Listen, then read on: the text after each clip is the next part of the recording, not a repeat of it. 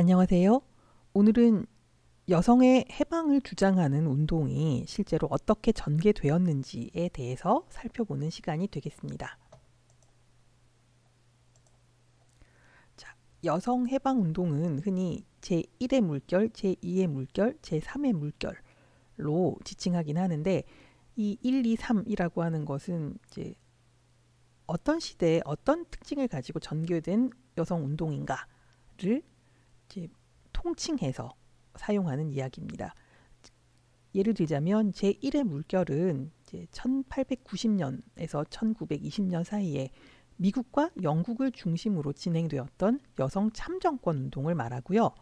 이 참정권에 대한 요구가 운동의 형태로 나타날 수 있었던 것은 메리 울스턴크래프트의 여권의 옹호가 굉장히 중요한 이론적 근거를 마련했다라고 얘기할 수 있겠습니다. 실제로 제1의 물결 운동을 통해서 이 여성 운동가들, 여성주의자들은 여성들이 남성들과 똑같이 선거에 참여할 수 있는 권리를 주장함과 더불어 이제 선거권이라고 하면 실제로 내가 투표를 행사하는 권리와 그죠? 입후보를 해서 투표의 대상이 되는 피선거권을 얘기할 수 있겠는데 여성이 투표를 하거나 혹은 투표의 대상이 되기 위해서는 남성과 동일한 교육을 받아야 마땅했기 때문에 남성과 동등한 교육권, 노동권을 주장했습니다.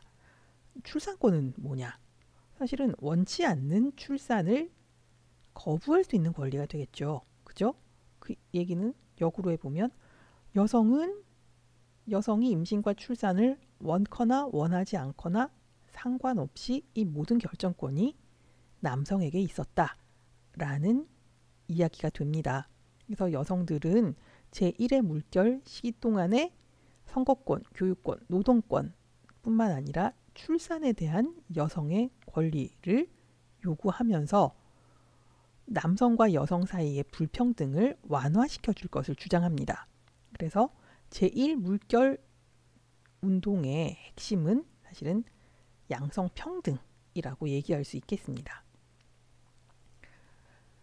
그런데 이 제1의 물결이 이제 여성의 참정권 획득이라는 소기의 성과와 함께 사실은 맥이 좀 풀려서 잠깐 사라지게 됩니다. 그러던 차에 이제 여성이 운동을 안 한다고 해서 여성의 억압적 상황이 개선되는 건 아니죠. 그죠? 여성들이 계속 말을 못할 뿐이지 참고 견디고 있었던 그런 때에 1960년쯤 들어오게 되면 미국에서 반체제 운동이 급속히 전개되게 됩니다. 그리고 실제로 이런 거는 미국뿐만 아니라 전 세계에 걸쳐서 반체제 운동이 일어나게 되는데 여성들이 이제 1960년대 중반 이후에 일어났던 이 반체제 운동들을 보면서 아, 우리도 타잔데 우리도 목소리를 내야 되겠다라고 해서 다시 운동을 시작하게 됩니다. 이걸 우리가 제2의 물결이라고 부릅니다. 자, 그러면 1960년대 중반에 일어났던 반체제 운동은 뭐냐? 대표적인 게 반전운동을 들 수 있습니다. 반전운동은 베트남 전쟁에 반대하는 운동이에요. 미국 내에서 보자면 이제 전쟁을 해야 되기 때문에 미국의 많은 젊은이들이 실제 참전해서 목숨을 잃게 되거나 혹은 전쟁을 계속 진행하기 위해서 엄청난 경제적 손실이 나는 것에 사람들이 반대해서 반전 시위를 벌인 것이 그 시초라고 하겠습니다. 사실 미국의 입장에서는 대의 명분도 있었고 금방 승전하리란 자신감도 있었던 거죠. 대의 명분은 전 세계 공산화를 막는 민주주의의 어떤 파수꾼? 민주주의를 수호하는 수호자? 이런 걸 내세웠었고요. 두 번째는 이 베트남을 과소평가했던 거죠. 저 조그만 동양의 나라, 전쟁하면 우리가 금방 이긴다. 이런 생각을 했었는데 생각보다 전쟁이 길어지고 미국이 고전을 면치 못하게 되면서 이제 국민들의 불만이 높아지게 됐던 거죠. 자, 그런데 미국 국내에서만 반전운동이 있었던 게 아닙니다. 미국이 전쟁을 진행하면서 전쟁이 마음먹은 대로 되지 않았기 때문에, 그러니까 전쟁이 길어지면서 각종 문제들이 발생하게 됩니다. 예를 들어 민간인 학살의 문제라거나 아니면 뭐 제초제를 막 뿌려서 환경을 엄청 해치고 결국은 그게 이제 모든 인간에게 영향을 미치는 끔찍한 일이 벌어진다거나 이런 일들이 이제 암암리에 자행되고 있었는데, 이것들이 종군 기자에 의해서 전 세계에 알려지게 됩니다. 그래서 미국뿐만 아니라 다른 나라에서도 베트남 전쟁을 반대하는 반전 운동이 엄청나게 일어나게 됩니다. 자, 이 반전 운동을 벌이다가 사실은 이렇게 반전 운동하게 되면 정부에 대한 불만을 표출하는 거잖아요. 이런 운동은 사실 반체제 운동하고 맥을 같이 하면서 이 사회에 불만을 가지고 있었던 젊은이들, 특히 학생들이 목소리를 내는 계기를 마련해 줍니다. 미국뿐만이 아니라 이 학생 운동은 사실은 프랑스에서 훨씬 크게 일어나게 되는데요. 이 프랑스의 학생 운동은 오늘날 68년 5월 혁명이라는 이름으로 불립니다. 이 계기는 반전 운동이에요. 그 프랑스에서 소르본 학생들이 베트남 전쟁에 반대하는 시위를 하면서 파리에 있는 아메리칸 익스프레스 사무실을 점거하는 사태가 발생합니다. 프랑스 입장에서는 이게 자칫하면 외교 문제가 될 것이었기 때문에 학생들을 연행하게 되죠. 그랬더니 학생들이 내 친구를 풀어줘라, 우리가 뭘 잘못했나라고 하면서 정부에 대해서 이제 뭔가 울분을 쏟아내기 시작하고, 그랬더니 정부에 대해서 불만이 있었던 학생, 노동자, 모든 계급이 운집해서 실제 프랑스가 몇 달 동안 공황 상태로 이렇게 빠져들게 되는 엄청난 이제 혁명의 시기가 찾아오게 됩니다. 이게 이제 프랑스의 상황이고요. 미국도 마찬가지예요. 젊은이들이 전쟁에 참여했기 때문에 이 반전 운동과 학생 운동은 거의 맥을 같이 해서 전개되었다라고 보시면 되고요. 이것과 조금 다른 갈래가 있습니다. 흑인 운동이에요. 흑인들은 사실은 거의 인간 이하의 취급을 받았었기 때문에 이게 이제 이 울분이 쌓여서 결국은 1960년대에 터져 나온 거죠. 그죠? 사실 흑인 운동의 핵심은 반체제 운동이라는 점이 중요한 게 아니라 타자들이 자신의 인권을 주장하면서 전개된 굉장히 중요한 운동이다 라는 점을 들 수가 있는데요. 학생운동, 반전운동, 뭐 흑인운동 이런 운동들을 보면서 여성들 또한 다시 한번 자각을 하게 됩니다. 아니, 우리도 타자고 우리도 그래서 목소리를 낼 수 없고 아무런 권리가 보장되지 않는 그런 불쌍한 상태에 처해 있는데, 우리도 이때 목소리를 내서 우리의 인권을 보장받자 라고 이제 운동이 서서히 시작되게 되는 거죠. 근데 앞에도 제1의 물결 참정권 운동도 이론적인 근거를 필요로 했던 것처럼 제2의 물결도 마찬가지입니다. 이 시기에 이론적 근거를 제공해 줬던 건 시몬드 보부아르의 제2의 성이라는 책입니다. 이 제2의 성에서 실제로 시몬드 보부아르가 여성은 여성으로 태어나는 것이 아니다. 뭐예요? 생물학적 결정론을 반대하는 거죠. 그게 아니라 여성은 남근을 갖지 않은 채 태어났기 때문에 사회가 원하는 바의 전형적인 이미지로서의 여성으로 만들어진다, 길들여진다 라고 주장하고, 여성이 여성으로 길들여지는 과정에서 남성들과의 불평등의 상황으로 내몰린다, 이렇게 얘기를 합니다. 그래서 이 부분을 따와서 여성들은 사회가 그렇게 만들어 놨기 때문에 여성에게 족쇄가 채워지고 여성이 지금 뭔가 불평등한 상황으로 내몰린다. 그래서 여기서 여성들이 벗어나야 한다. 뭐겠어요? 여성의 해방을 주장하는 운동으로 제2의 물결 운동이 진행되게 됩니다. 자, 그래서 제2의 물결 운동은 우리가 좀 이따 좀 더 자세히 구체적으로 살펴보기로 하고요. 이 제2의 물결 이후에는 없는가? 아니요. 제2의 물결이 끝나고 새로운 페미니즘 운동이 시작이 되게 되는데, 이게 1980년대 이후에 지속되게 됩니다. 그래서 오늘날 진행되고 있는 페미니즘 운동은 제3의 물결 또는 제3의 물결 이후라고 이야기를 하게 됩니다. 제3의 물결 시기에는 이제 그 더 이상 그 시몬드 보바르의 주장을 따르지 않고요. 제3의 물결에서는 제2의 물결 운동에서 우리가 비판적으로 검토해야 될 대목들을 살펴보고 그래서 조금 다른 양상으로 전개가 됩니다. 실제로 산업화가 거의 절정에 치달았던 1960년대에 진행되었던 그 제2의 물결 운동의 어떤 중심적인 기저가 일반화, 그러니까 여성을 어떤 이제 일반적인 대상으로 놓는 거죠. 그래서 여성은 이러이러한 존재니까 이러이러한 걸 요구해야 돼라는 게 제2의 물결의 특징이라고 한다면 제3의 물결은 제2의 물결 운동이 문제가 됐던 거는 여성을 과도하게 일반화시켰기 때문이야 라는 비판으로 나가게 됩니다. 예를 들어 제2의 물결 운동이 미국에서 그리고 뭔가 지적인 목소리를 낼 수 있는 여성들을 중심으로 진행되다 보니까 이 여성들이 이제 가장 그 모델 여성으로 삼았던 존재가 굳이 규정하자면 서구 백인 중산층 여성입니다. 근데 세상의 모든 여성들이 백인도 아니고 서구인도 아니고 중산층은 더더욱 아니겠죠.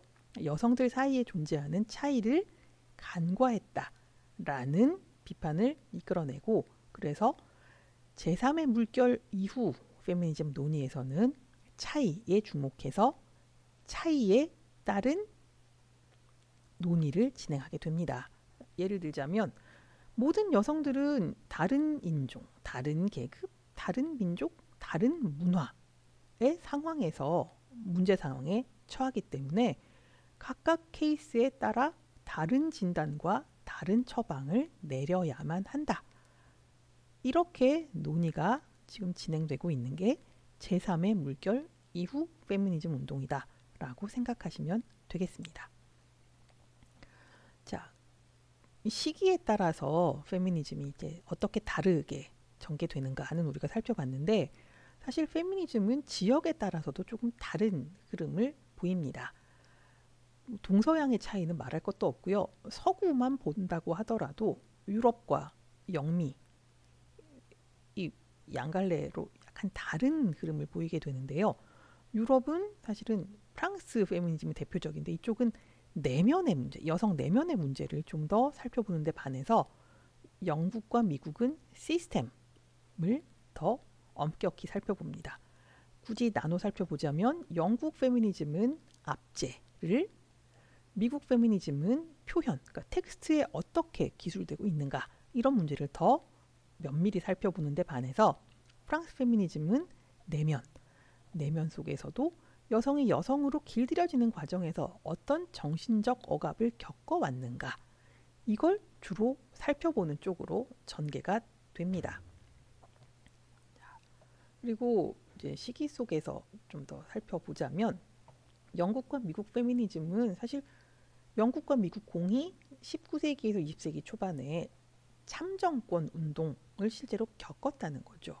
그래서 이분들은 그 경험을 바탕으로 해서 사회 경제적인 영역에서 여성이 어떤 억압을 받고 있는가를 살펴보고 그걸 정치적이고 운동적인 차원에서 주장하는 쪽으로 나간다는 거죠. 그래서 실제로 시스템의 문제를 살펴보기 때문에 평등을 훨씬 더 중요하게 다루고 있습니다.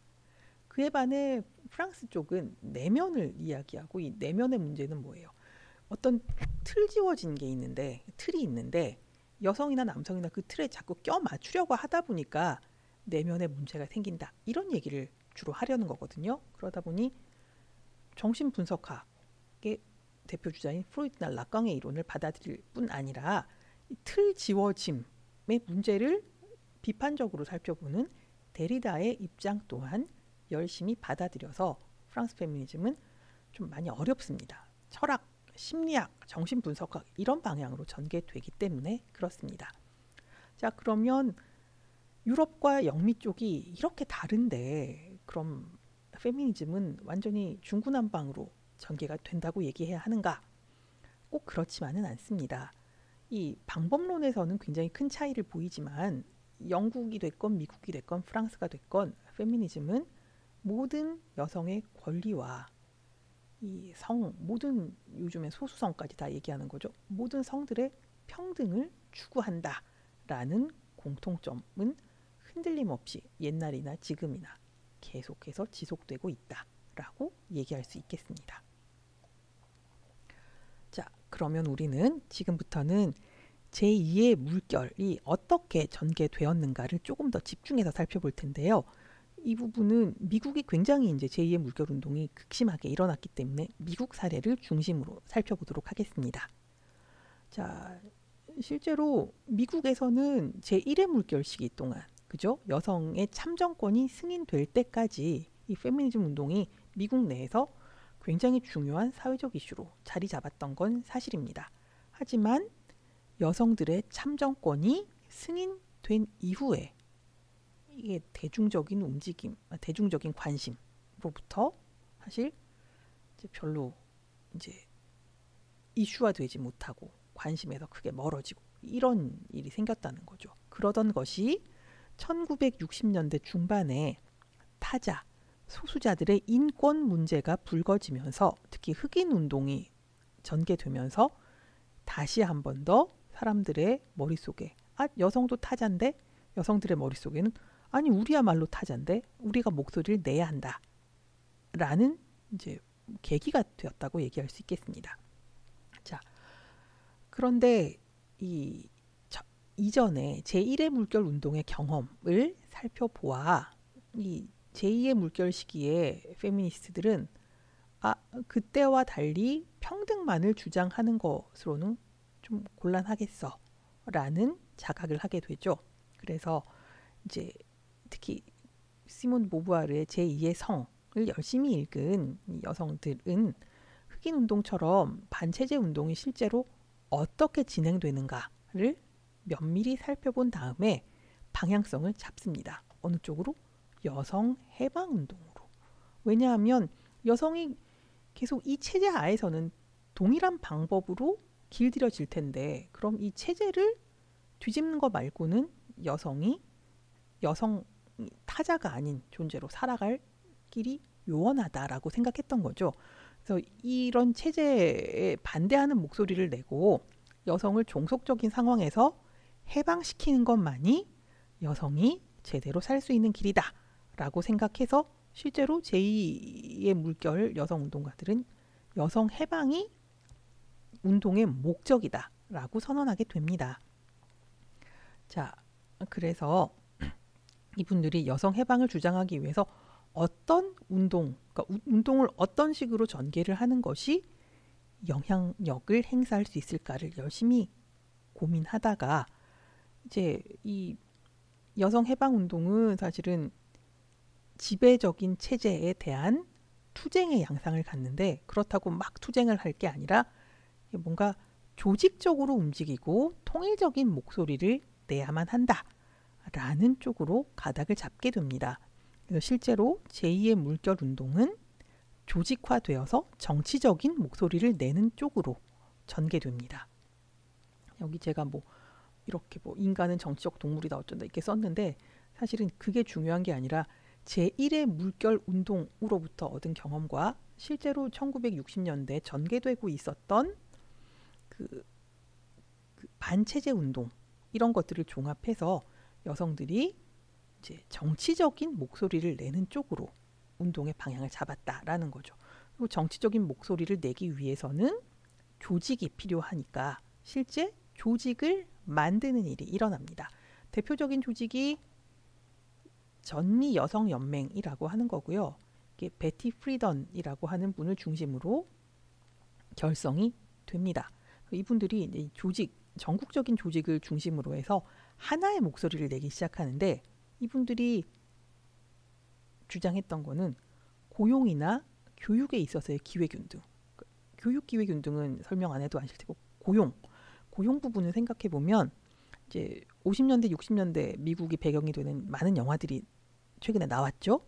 그 영화들을 보시면 이 시기에 여성이 할 수 있는 일은 굉장히 단순한 일들밖에 없었다는 거죠. 사무직도 굉장히 단순한 사무직, 그러니까 정리를 한다거나 타이핑을 한다거나 이런 거 아니면 청소를 한다거나 이런 수준의 고용밖에 여성에게 허락되지 않았기 때문에 이거 곤란하다라는 얘기고요. 만약에 동일한 노동을 하면 남성과 여성 사이의 임금이 동일해야 한다. 이런 주장. 사실은 오늘날도 있는 주장이죠. 이런 걸 60년대 미국에서 주장을 하게 됐고요. 그다음에 지금 제가 낙태라고 무시무시하게 써놨죠. 사실 요즘엔 낙태란 말을 쓰지 않습니다.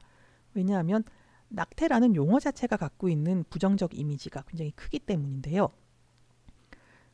그래서 사회가 이걸 이렇게 부정적으로 봄에도 불구하고 여성들은 왜 이걸 요구하는가?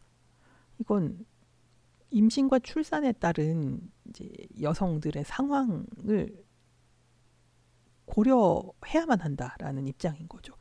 실제로 뭐 저도 경험해봤지만 임신, 출산 한번 경험하면 3년이 꼬박 아이에게 투자되어야 합니다. 집중적으로. 그러니까 3년 동안 여성은 다른 아무 일을 못한다는 얘기죠. 그렇죠?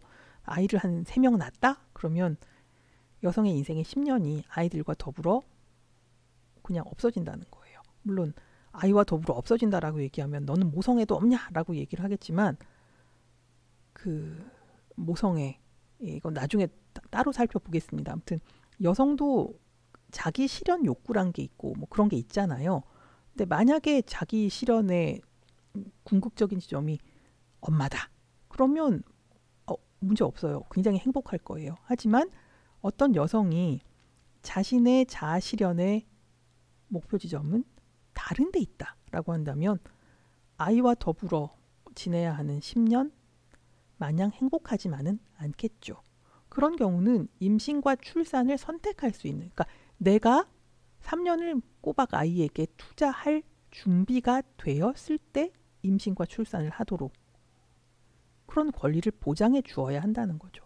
사실 낙태와 관련된 이야기는 거기서 출발하는 것이 맞습니다. 나는 다른 걸 원하는데 내가 원치 않는 임신을 하게 되었을 경우 절대로 행복하지 않습니다.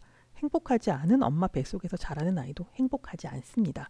그러니까 사실은 낙태를 이야기하기 전에 출산, 임신을 결정할 수 있는 결정권을 여성에게 주어야 하고 그게 안 됐을 경우 차선책으로 우리가 임신 중지를 요구할 수 있는 권한을 가질 것을 요구하게 되는 거죠. 그죠? 이 문제는 그냥 생긴 아이를 없앤다. 뭐 생명을 함부로 한다. 이런 문제가 아니라 그 전에 여성에게도 자신의 인생을 결정할 권리가 있다라는 걸 존중하는 데서 출발해야 한다는 얘기가 되겠습니다. 자, 아무튼 이런 것들을 이제 요구하고 정치적인 목소리를 잘 내고 그랬음에도 불구하고 이게 잘 이렇게 어떤 잘 좀 훌륭한 혹은 충분한 영향력을 행사하지는 못했던 것 같아요. 답답해하던 여성들이 보다 급진적인 소규모의 그룹들을 결성하기 시작합니다. 대표적인 게 레드 스타킹 같은 쪽인데요. 이쪽은 굉장히 선명한 노선을 딱 지정합니다. 세상에는 이제 피억압 계급과 억압 계급이 있는데 여성은 피억압 계급이고 여성을 억압하는 억압의 계급은 남성이다. 세상에 굉장히 오랜 시기 동안 남성이 지배권을 가졌기 때문에 여성이 피억압 계급에서 벗어나기 위해서는 체제가 바뀌어야 한다. 이런 선명한 지금 노선을 내놓습니다. 당시 여성들의 입장에서는 굉장히 맞는 얘기로 보였기 때문에 레드 스타킹에 동조하는 많은 여성들이 있었고요. 동조를 하게 되면 하게 될수록 레드 스타킹은 점점 더 급진적인 행보를 보이게 됩니다.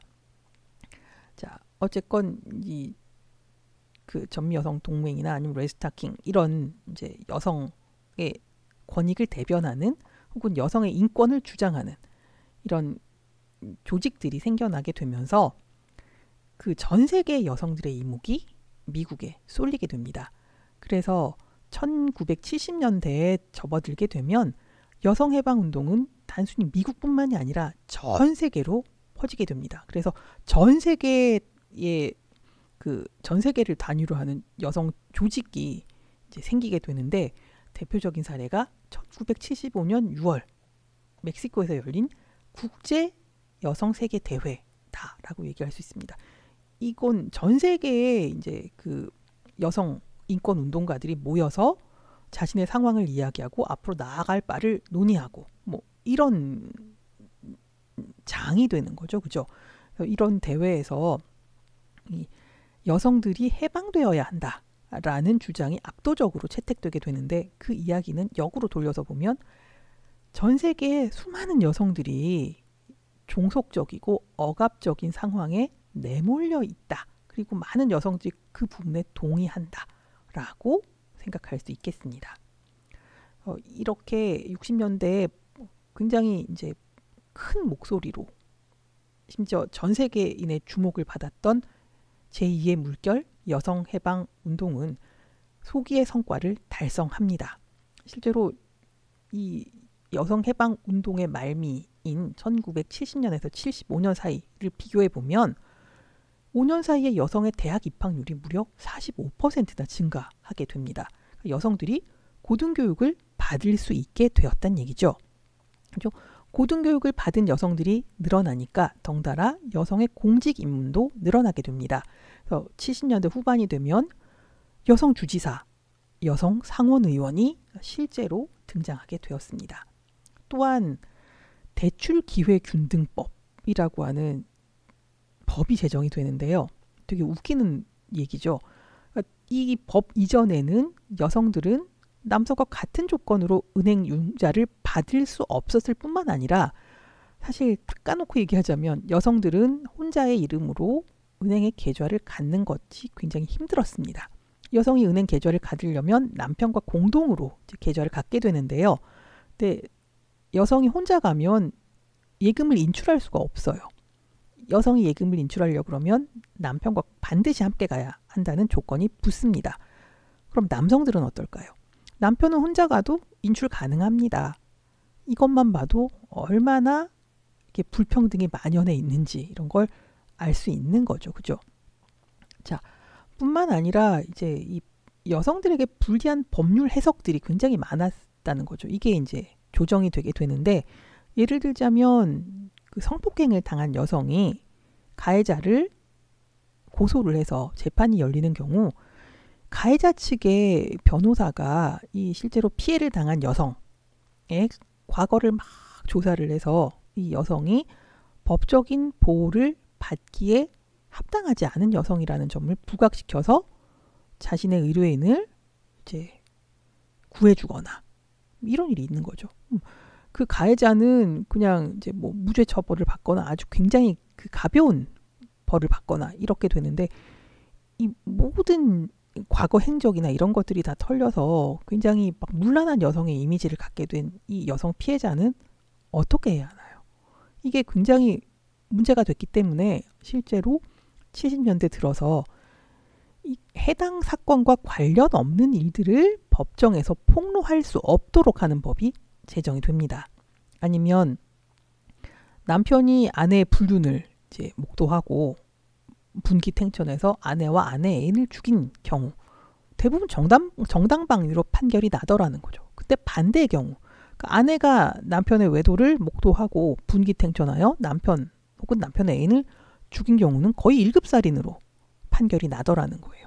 이거 뭔가 형평성의 원칙에 어긋난다라고 해서 이런 그 판결이 나오지 않도록 하는 이제 법률이 제정되거나 아니면 이런 걸 정당하게 용인하도록 하는 법률을 폐지하거나 하는 일들이 실제로 미국에서 생겼습니다. 물론 미국 전체가 그런 건 아니고요.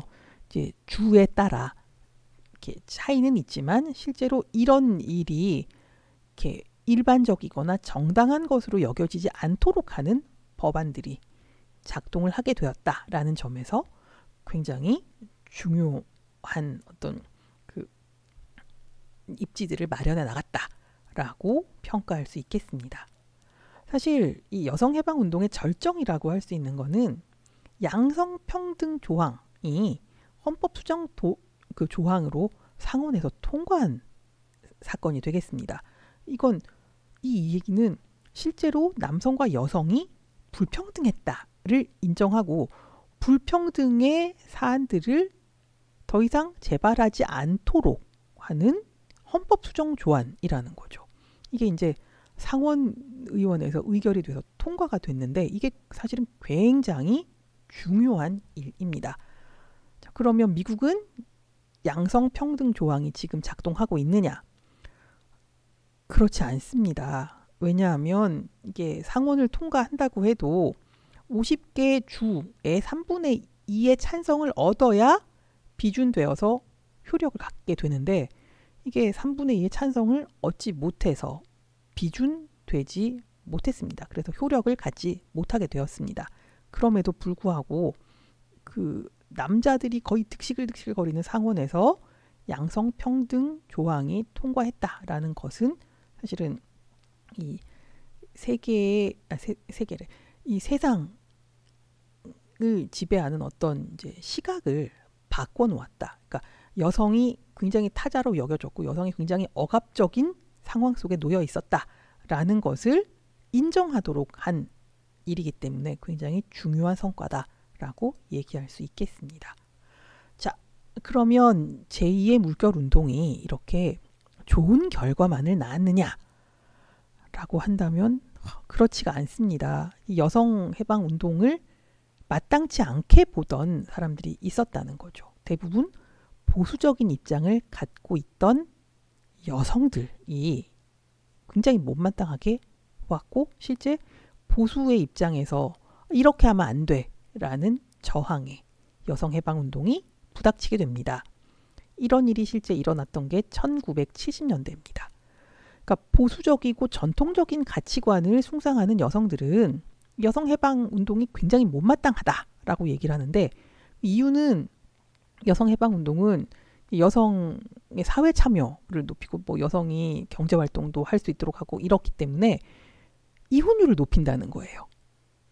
여성이 가정에만 있을 때는 안 그랬는데 여성이 이제 사회 활동을 하기 시작하면 이혼율이 높아져서 가정이 파탄나고 이 아이들이 엄마 아빠가 따로 살기 때문에 오갈 데 없어서 거리를 헤매다가 청소년 범죄율이 높아진다는 거예요. 그래서 결론적으로 사회가 대혼란에 빠진다. 이렇게 주장하는 거죠. 그래서 이 모든 문제를 해결하기 위해서는 여성이 사회로 나가면 안 되고 계속 가정에 엄마 역할을 열심히 해야 한다. 라고 주장하게 되는 거죠. 이런 주장을 담은 게 보수적인 가정수호 운동인데 이게 갑자기 대대적으로 전개되게 됩니다. 자, 보수적인 가정을 수호하기 위해서는 사실 여성이 희생해야 되는 거죠. 그죠? 옛날에 이제 전통적인 그 여성 이미지가 다시 나타나게 되는데 여자는 남자에게 순종하여야 한다. 순종적인 여성상이 훌륭한 것으로 다시 이제 떠오르게 되고 여성이 순종적이어야지만 가정이 잘 지켜지고 그 결과 사회의 질서와 안정이 유지된다라고 주장하는 입장이 부상하기 시작합니다.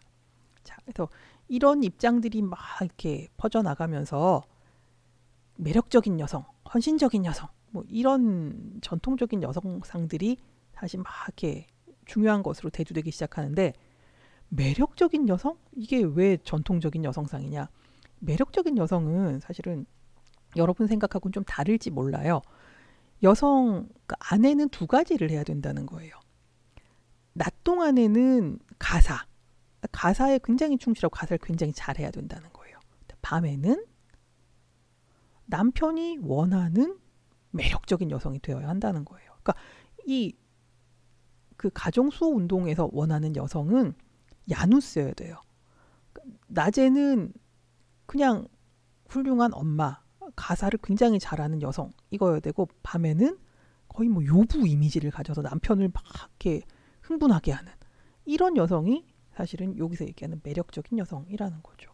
실제로 이런 입장을 막 설파한 분들이 뭐 애니타 브라이언트나 필리스 슐레플리 이런 사람들이 있는데 이분들이 앞장서서 아까 얘기했던 양성평등 헌법 수정 조안의 비준을 막았고 당시에 이 임신 중지의 합법화나 혹은 동성애를 허용해 달라는 요구에 대해서 반대하도록 부추겨서 결국은 이 모든 것이 다 허용되지 않도록 했다는 겁니다.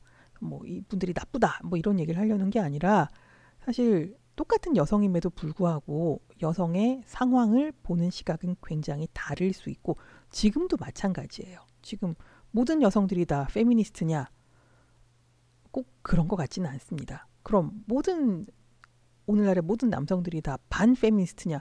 꼭 그런 것 같지도 않죠. 그죠? 사실 이런 것들은 자신의 생각이 어떠냐, 뭐 선택의 문제라고 봐야 되고 선택을 했다고 해서 이게 다 맞다고 믿는 건 오히려 곤란하고요. 사실은 좀 열린 태도를 취해서 상대방의 입장을 경청할 수 있고 존중할 수 있는 자세, 그게 훨씬 더 중요해 보이죠. 그죠? 특히 요즘처럼 이런 여타의 문제들이 막 산발적으로 일어나는 이런 상황에서는 더더욱 그렇다고 할 수 있습니다. 자, 그래서 우리가 이제 오늘 이 시간에는 제1의 물결 운동과 제2의 물결 운동이 어떻게 진행되었고, 그래서 특히 제2의 물결 운동 같은 경우는 어떤 저항을 받았는가까지를 살펴보았습니다. 다음 시간에는 이제 이 역사를 뒤로 하고 오늘날 페미니즘 입장에서 굉장히 중요하게 다루어지는 이론들을 살펴볼 텐데요. 이 이론들을 전부 다 살펴볼 수는 없고요. 지금까지도 굉장히 많이 다루어지지만 이미 정리가 끝나서 비판까지 완료된 중요한 어떤 이론들 4가지 정도를 살펴볼 예정입니다. 그래서 다음 시간부터는 골치 아픈 이론을 배운다라고 생각하시면 되겠고요.